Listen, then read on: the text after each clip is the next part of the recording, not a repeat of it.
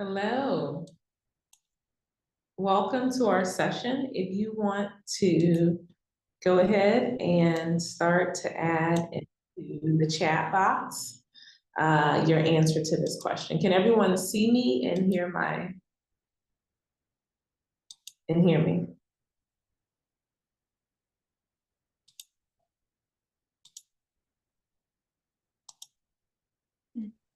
Okay, great, awesome. So go ahead and let me start to see the chat box beginning to have some responses in it. So if you can just go ahead and drop in your location and what's leading you to join us today. And I will get started here in a moment.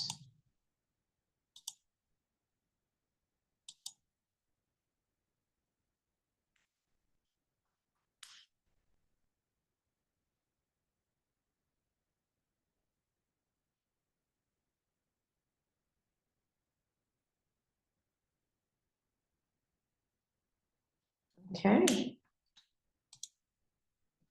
And folks can hear me okay and see my screen? Just give me a thumbs up. Okay, perfect. Awesome. Okay. So I'm starting to see folks leave some responses in the chat box here. Just let me know what brought you here today and where is your location?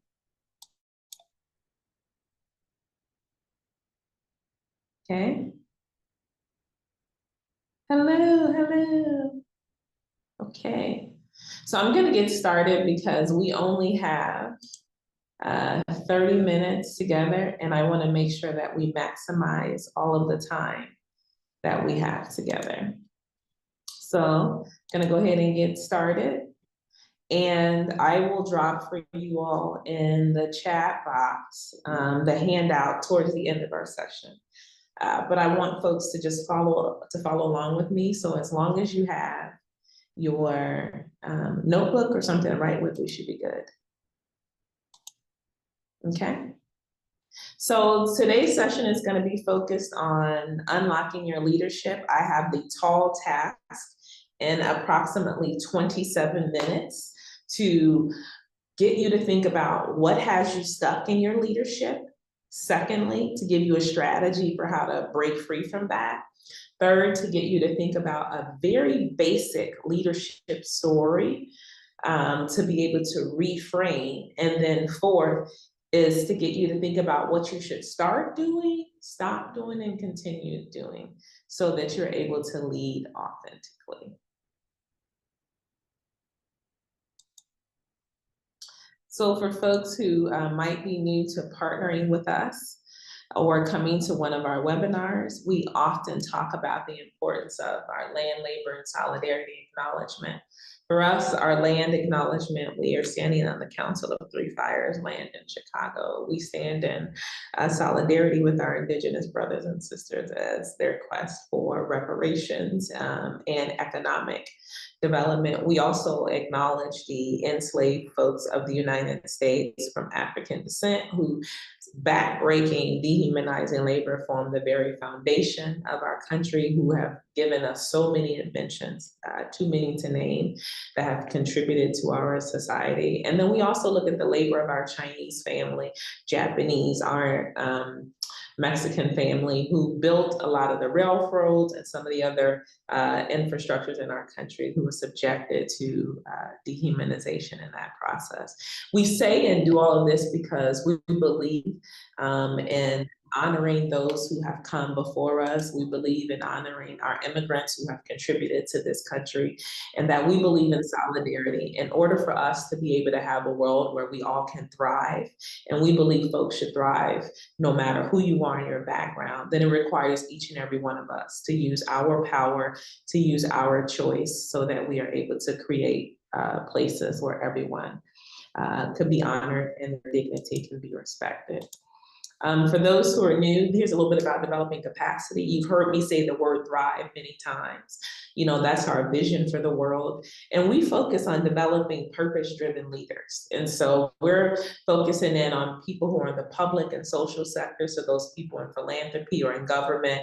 I see some people on here who we have been on campus and on site with them in the government space and the philanthropic space. We do work in the criminal legal system. So working with folks in diversion and correctional institutions to make sure that we create and design items that are humanity-centered and ones in which are restorative and rehabilitative. And then we do work in talent development. So that's really working with folks who are charged with talent pipelines and creating organizations where people can thrive and people can be humanized. And we do these in a variety of different ways. Leadership labs, accelerators, and then we have foundational offerings. So we look at systems change as people change systems. And so if you invest in people and you invest in the development of those leaders, the people who are shaping the systems, we will begin to see things shift. And so we do that from labs with senior leaders, accelerators for mid-level folks, and then foundational offerings where we work with people across orders. So the big thing that we always begin with is that leadership is not about a position, it's not about a title. I see some people on here who I've met through other parts of DCC's work. And so leadership is not about a position. Leader and leadership is two different things. Leadership is about how you move, how you lead, how you use your power, and how do you use it with intention. And so for us, power is about not just your position, like I'm a director, but power is how I choose to use my mindsets, my behaviors, my emotions in any given moment. And so today, we're going to focus a lot about trusting your leadership and making new choices. We talk about the power and choice. You have power and choice in every situation, but it's up to you to decide whether or not you want to use it. I'm going to walk you through some very basic frameworks to make some choices to get unstuck in your leadership. But you can sit here with me for 30 minutes and you can choose to apply it or not. But what we do know is leaders who work with us, over 95% of them who apply these strategies are more confident and they see change in their leadership. So this is about you stepping fully into the uniqueness of your individual power. So in the chat box, I'm going to ask you to write down one word that comes to mind when you think about leading with your own personal power and authenticity. Some people may say integrity, some people may say courage, some people may say conviction. I'd like to see our chat box really begin to light up with one word that comes to mind when you think about showing up and leading with your power and authenticity.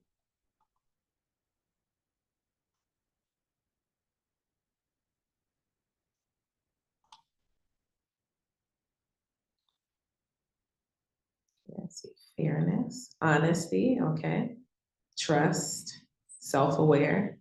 Love that. Hi, Barb.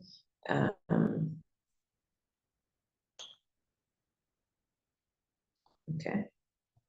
Kindness, compassion. Yes, we need more compassion and kindness in this world. Equity. And equity, people have made it a bad word. At the heart of equity, it's about what's fair and what's just. It's about making sure everybody has full and equal access to benefit from the resources in their organization and their community. And anybody wants that for their family members or wants that for them. That's the baseline what equity means. So I love these jiffies, if anybody knows me. And so just like Pooh is trying to get from unstuck in that hole there, I want you to think about what has you stuck? What's keeping you stuck in your leadership right now? If you think about replacing yourself with Pooh, go ahead and take a moment to write down personally, you don't have to put it in the chat box, where do you feel like you're stuck in your leadership? And the way that we know that we're stuck, it's because we keep going in the cycle where it's like your foot is on the brake, you're moving ahead, and then it's the gas pedal, you stop. So it's like you're in a circle, a constant circle, and you're in the circle, but you're not moving forward. You just feel like I'm constricted. And when you have that, what's keeping you stuck in your leadership right now? Go ahead and just put done in the chat box, so I know that you're done, because we're not in the community together.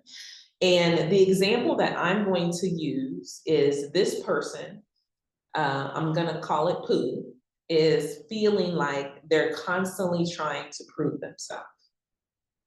So they keep getting stuck because they can't fully move in their power because they just are constantly trying to prove themselves.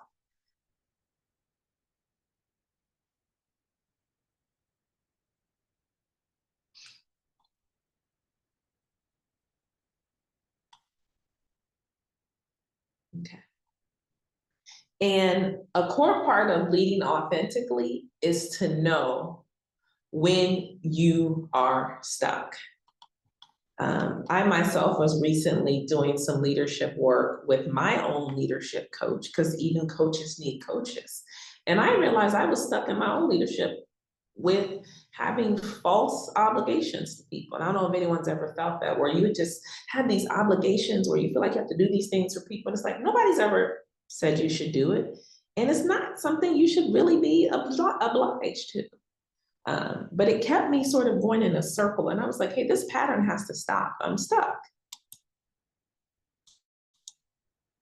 And the beautiful thing about being stuck is that you always have the power to reframe your story. And as I said before, we always have power and choice. Power is, how am I going to use my mindset?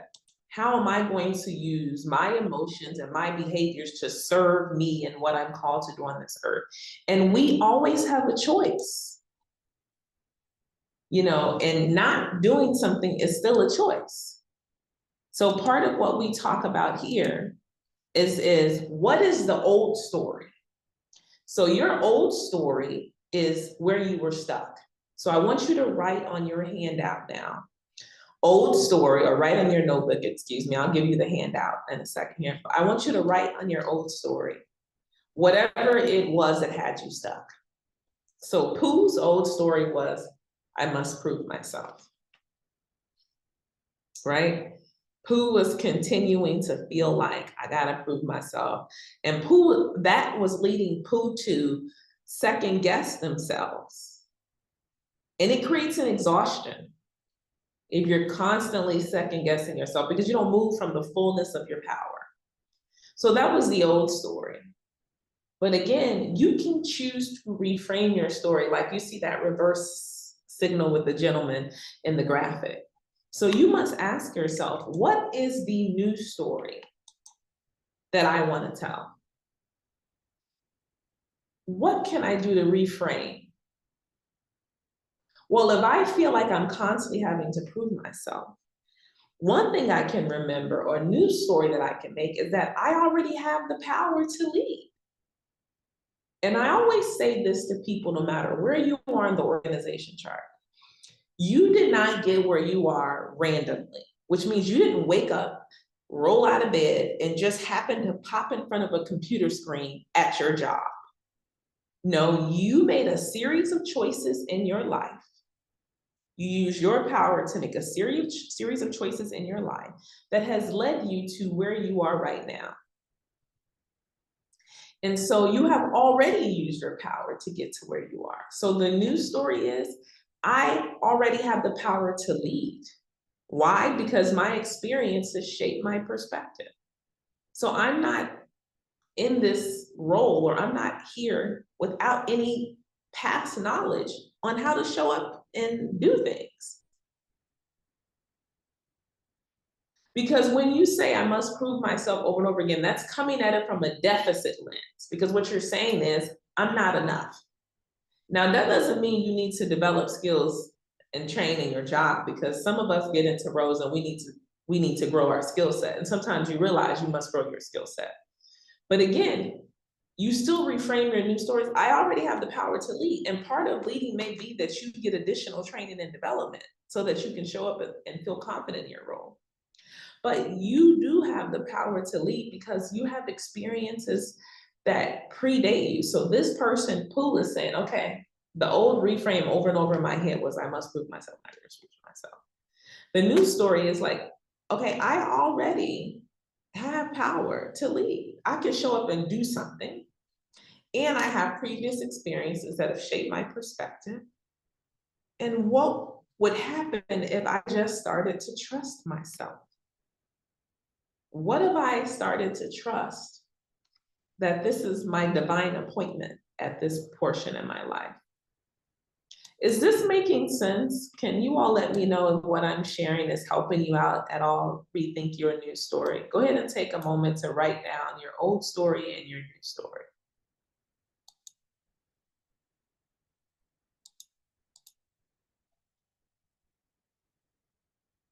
And when you have your old story and your new story, just let me know by saying, I'm moving forward. Just type it in the chat box, I'm moving forward. We need each and every one of us to be showing up in our power, considering everything that's going on in the world, but specifically in these continental United States.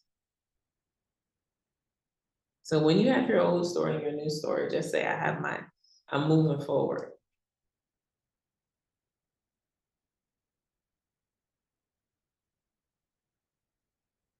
Okay. And I'll leave a few moments at the end while I'll stop, so I can stop the camera and you can ask me questions, because this is recorded. And so I don't want us to record you asking personal questions. So if you have a question about this, I'm gonna leave a few moments at the end. So now we're gonna look at crafting a basic leadership story. And sometimes people wonder, like, well, how do you influence people? Or how do I have people be influenced by who I am and when I show up in the world? People follow leaders, or people get behind things when you know somebody's why. You know, when you think about who you consider to be a great leader in the world, it's because that person has some leadership story where you know their why. And it's because their story is one in which they're trusting themselves and their power. So I want to take you through an activity where you take your new story. I want you to create your own very basic leadership story. So that if someone comes up to you and asks you your why, you're not thinking negatively about that old reframe. You're thinking, hey, what's the new story I want to tell? So again, if we stick with the pool example, and the my new story is, and then now I lead by, are the two reframes. So remember, Pooh was fixated on proving themselves. And now Pooh has realized, you know, I have power to lead, I can move differently. Pooh's new story is, my new story is that leadership is about clarity and not perfection. Because sometimes when we're stuck trying to prove ourselves, we are trying to pursue perfection. And nobody's perfect. And so it makes you feel like I can't do it. But part of exercising leadership and using your power is being clear about what it is you're trying to do. And part of knowing and using your power to lead is, what am I doing here in this role? What am I trying to do with this task?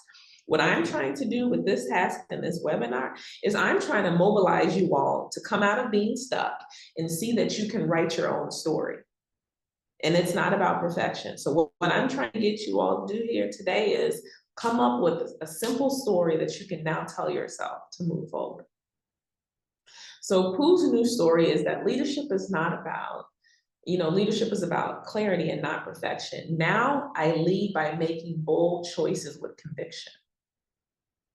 Which means Pooh is saying, now I'm gonna show up and lead by just being bold. Having some conviction, believing in my power, believing in my ability to figure things out. What I always say to people is that even if you feel like I might be in over my head or I'm confused, I'm not sure, you still have the power to make the choice to ask for help. You still have the power to be able to look in your past and say, okay, have I ever had to solve a problem like this before? What did I do? Okay, I'm gonna make the bold choice. I'm gonna have some conviction in my spirit to try something out. Because leadership isn't just about trying your best solution in the moment. We don't know if it's gonna work. We started out 2 years ago doing these webinars, complimentary to folks, because we wanted to democratize learning for leadership. We didn't know that we were gonna pick up a following or that people were gonna take these clips in our newsletter and use it to do whole professional learnings with their team. But it was just my best guess, our bold choice to lead with conviction. So go ahead and take a moment to take your news story, which we had from the other one, and I want you to start to think about, how do you want to lead? And think basic. What is something you might want to do differently when you lead here?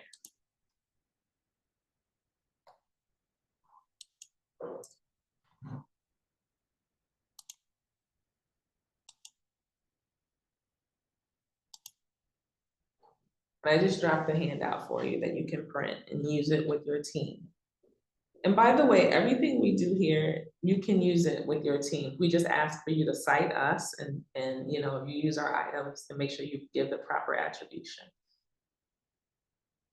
But this unlocking leadership, any of these things you can do with a team member that you're supervising, that you feel like the person is kind of stuck in an old story. You can say, what is the new story you want to tell? How do you want to lead? Okay, so if everyone has their leadership story, just say, again, I'm moving forward in the chat box.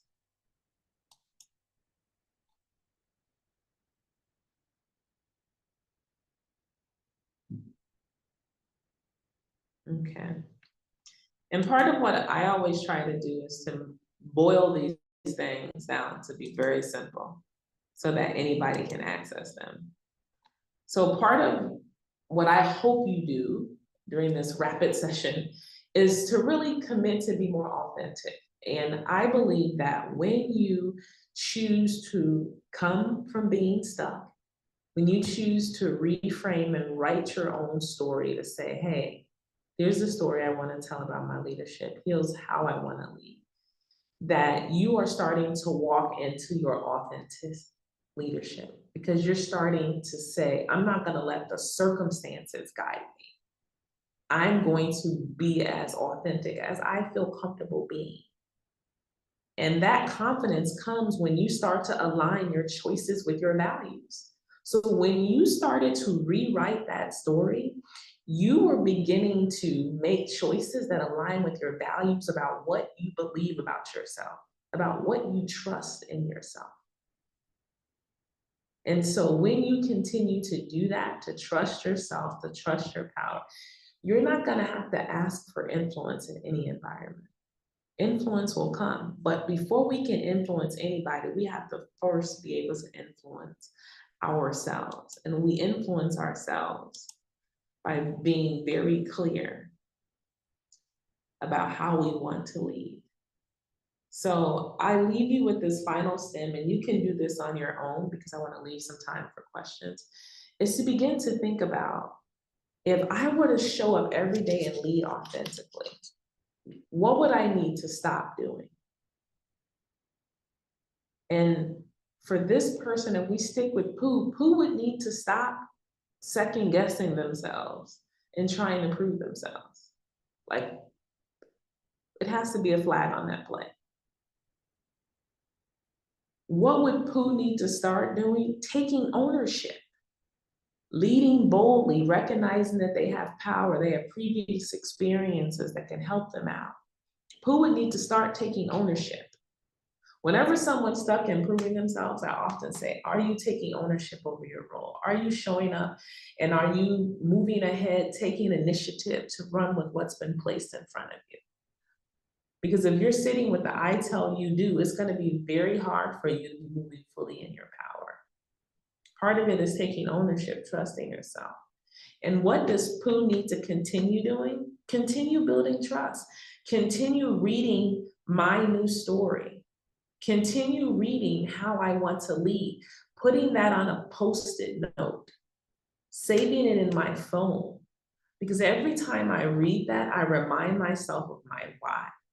I remind myself to lean into my power. And I remind myself that at the end of the day, I have the ability to choose when I want to rewrite my story. And so sometimes I ask people when they're trying to consistently stay committed to authentic leadership, I say to folks, what is the story you want to tell? We just walked you through how to tell a different story that would allow you to lead authentically. But what is the story you want to tell? Do you want to tell the story if you're talking to a colleague or someone who, means something to you? Do you want to tell the story that I stayed stuck in my old narrative and I didn't take time to reframe? Or do you want to tell the story of, hey, I realized I was in a rut and I said, no more, rut cannot live here. And so I'm going to choose to rewrite my narrative and then put the actions behind it. So this to lead authentically, I want you to do this on your own. Take a few minutes after this webinar and really, because this is the behavioral piece, because you can have the mindset, but at the end of the day, are you going to behave differently?